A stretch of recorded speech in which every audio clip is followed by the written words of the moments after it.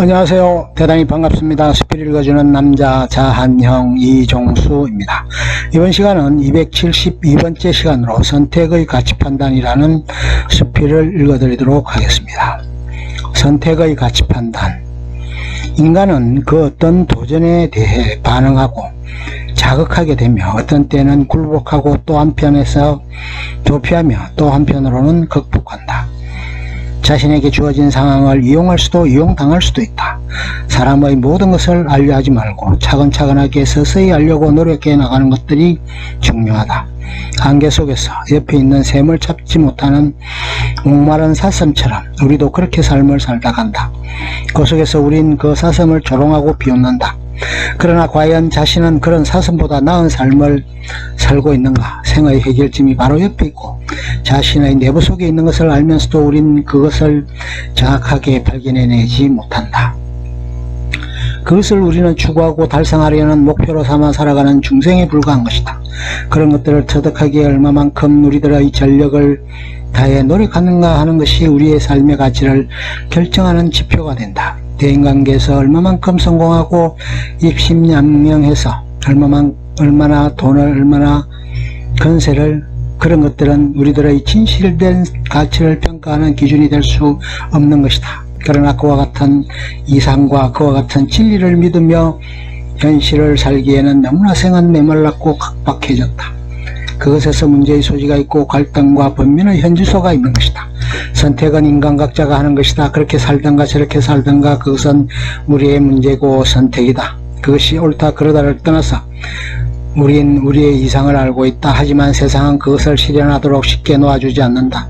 우리는 세상 속에 살고 있으며 다른 사람들과의 관계 속에서 살아가고 있는 것이다. 어떤 의미에서 민주주의란 이데올로기가 우리나라에서 걷는 길이 이와 유사하다.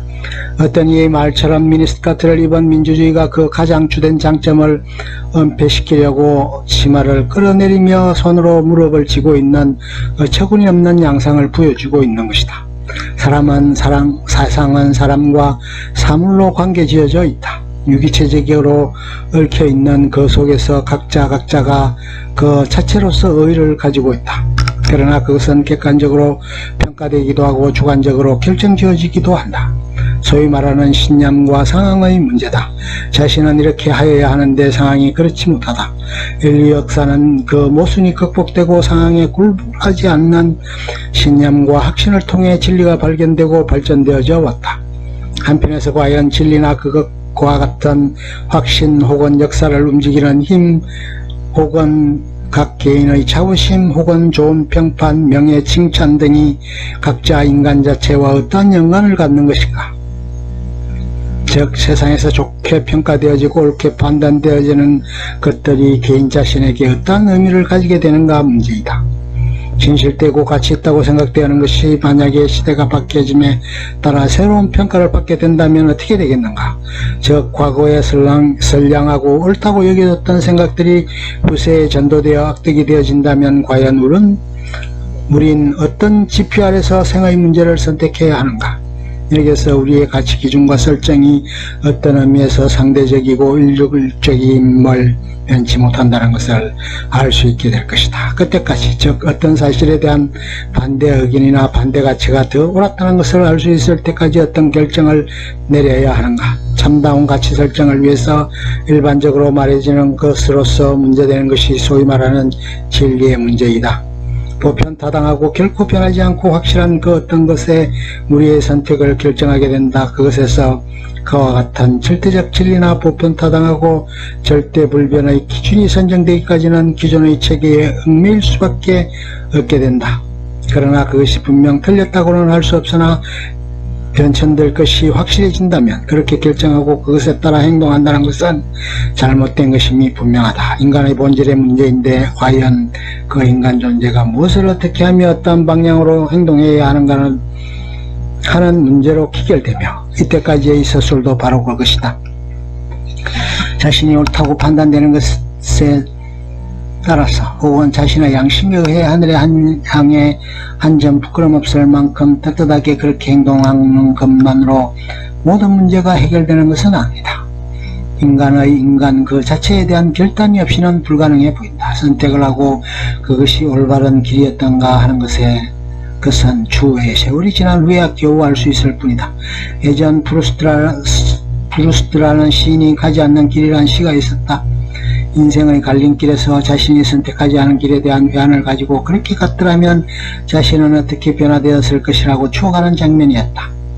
모든 것에서 인간의 삶이라는 것이 태어나서 죽을 때까지 선택을 하고 결정을 하고 결단을 내리는 것의 연속이다.